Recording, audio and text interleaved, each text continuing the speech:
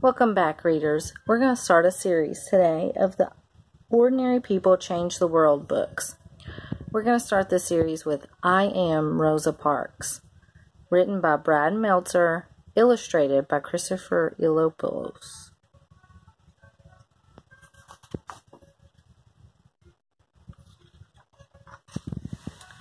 I Am Rosa Parks. Growing up, I was small for my age. I was sick a lot too, since we didn't have money for a doctor. But that didn't mean I was weak. I'm not that short. Looks like you are. When I was 11, as I was walking home from school, a boy on roller skates came zipping by and shoved me. He thought I'd be an easy target. Shove. To his surprise, I turned around and pushed him back. I knew fighting was wrong, but I didn't want him picking on me again. Push. His mother saw what happened. She was mad that I'd pushed him. Uh-oh, this is gonna be bad. Did you push my son?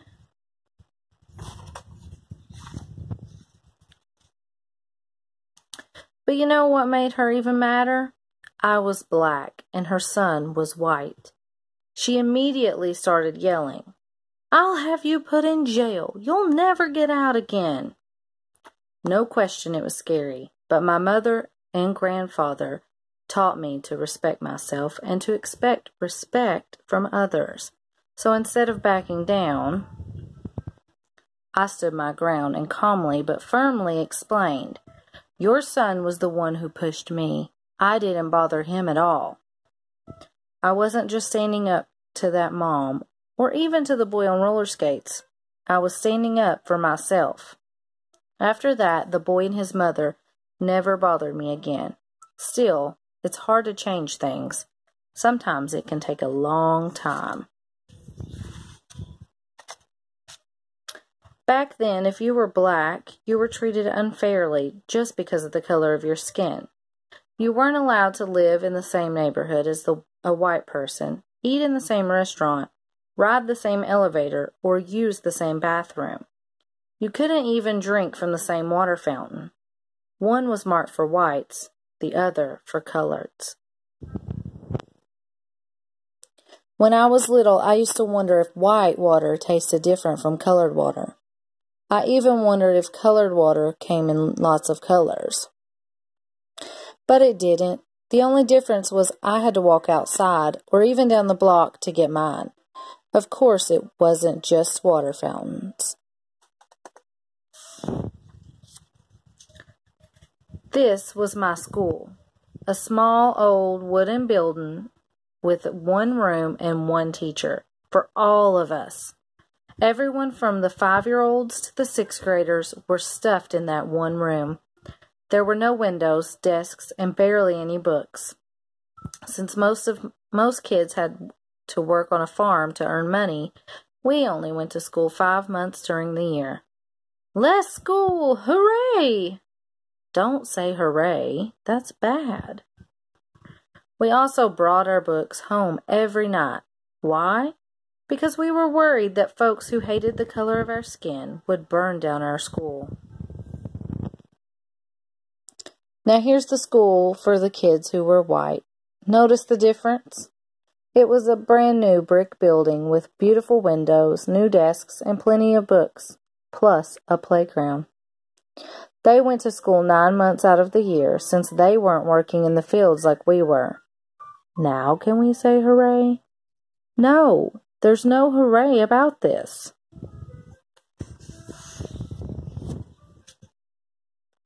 Also, if you were black, you had to walk to school. If you were white, you got to take a bus. The worst part was when I'd walk home with my brother, the kids on the bus would throw trash at us.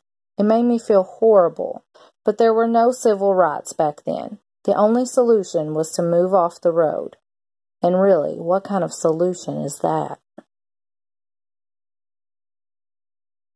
As I got older, things didn't change much. "There's no room in here, lady." One winter, I was waiting for the local city bus.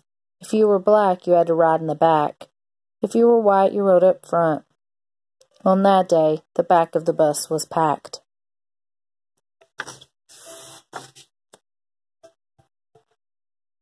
But there were plenty of seats in the front. I was just trying to find a place to sit, but as I entered through the front door of the bus, "What do you think you're doing? You need to get off and use the back door. Only whites can come in the front." But I'm already in. I tried to explain that there was no room to get in through the back. The driver didn't care. He wanted me off the bus. He grabbed me by my coat sleeve. I dropped my purse near the front door. To pick it up, I sat in the front seat, a white seat. It made the driver even madder. "That's it. Get out. Get off my bus." That's what he called it. My bus. As if it were his. The bus wasn't his, though. It belonged to all of us.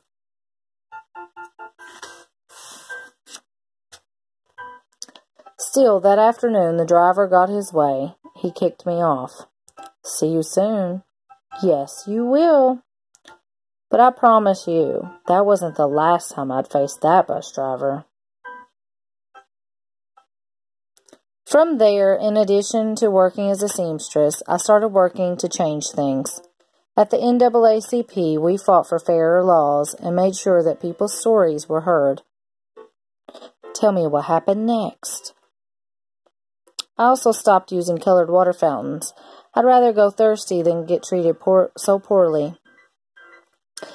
Need a lift? No thanks.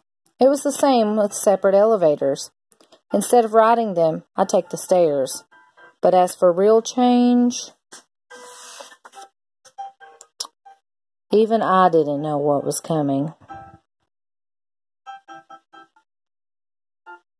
It was the end of a busy Thursday. I was 42 years old and on the bus going home.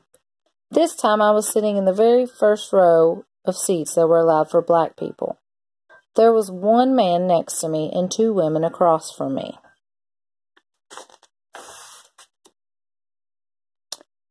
It was the same driver from before, the exact same one from all those years earlier.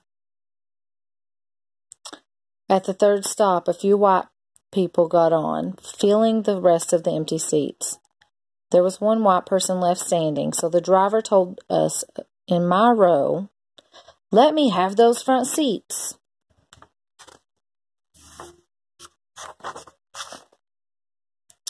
At first, none of us moved, but when he asked again, "Y'all better make it light on yourselves and let me have those seats." The other three people got up. I stayed right where I was. Sliding over to the window, I thought about what he was demanding. He wanted to take my seat away. He wanted to give it to that man. And why? Because I was black and the man was white. "Come on, get up!" I knew what the rules said, but I also knew in my heart that's not how you treat people.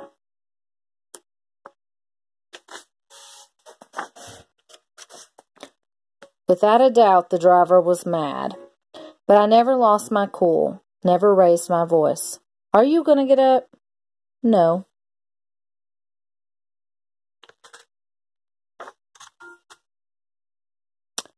People say that the reason I refused to give up my seat was because I was tired. And I was. But it wasn't the kind of tired that came from aching feet. The only tired I was tired of giving in. Before me, there were other brave women who had refused to give up their seats. Still, on that day, for violating the rules of Montgomery, Alabama, I got arrested. But by standing up for myself, "Well, I'm going to have you arrested." You may go on and do so. But by standing up for myself, I ignited a movement. From there, the Montgomery bus boycott began. For 381 days, that's well over a year, all blacks in the city, and even a few whites, refused to ride the public buses. "But if you don't use the buses, we'll go out of business." "Then maybe you should think about changing your rules." Finally, the rules were changing. Public buses were no longer allowed to separate people based on the color of their skin.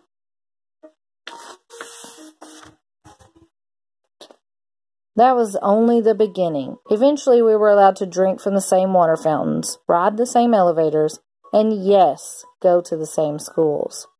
In the Declaration of Independence, Thomas Jefferson wrote that we're all created equal. Finally, the nation was starting to act like it. Now can we say hooray? Soon. We're close. Of course, that didn't mean the fight was over. There were thousands of other people just like that bus driver. But after hearing how I didn't give up my seat, there were now thousands more people just like me, together, inspired, and committed to justice. My name's Martin. Want to hear a rough draft of my speech? You bet I do. In my life, people tried to knock me down, tried to make me feel less than I was. They teased me for being small, being black, being different. Let me be clear, no one should be able to do that. But if they try, you must stand strong. Stand for what's right. Stand up for yourself, even if it means sitting down. When you do, others will follow.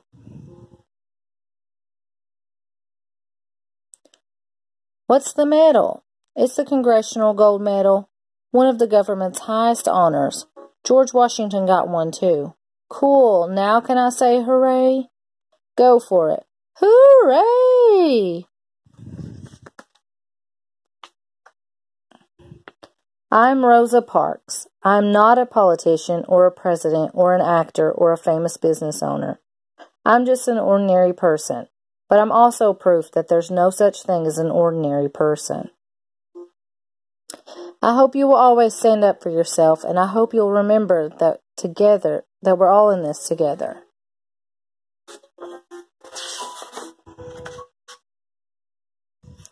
The only tired I was tired of giving in.